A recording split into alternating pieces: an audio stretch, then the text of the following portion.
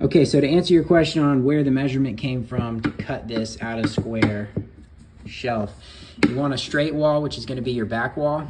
You take your square, you push it up against your back wall, tight into the corner, and then right here is where you get your measurement.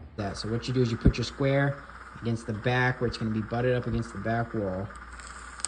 It depends on your measurement, but I'm just going to draw a line here to show you exactly how it works. So this, I need an extra 3/16 of an inch on this side.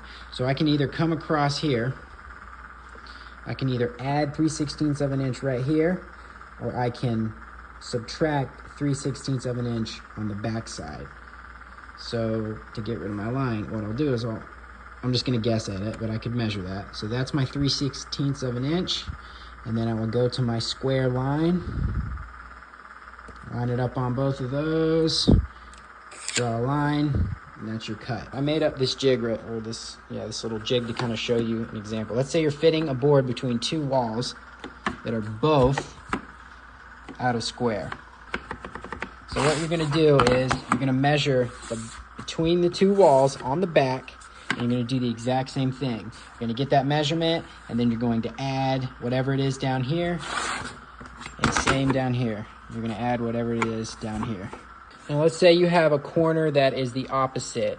There's a gap on this side instead of on this side, so it's closed instead of open. And then you'll measure this distance right there, whatever that is. So what you do in a situation like this, if you were fitting it between two, you would get your measurement from this corner over to this point.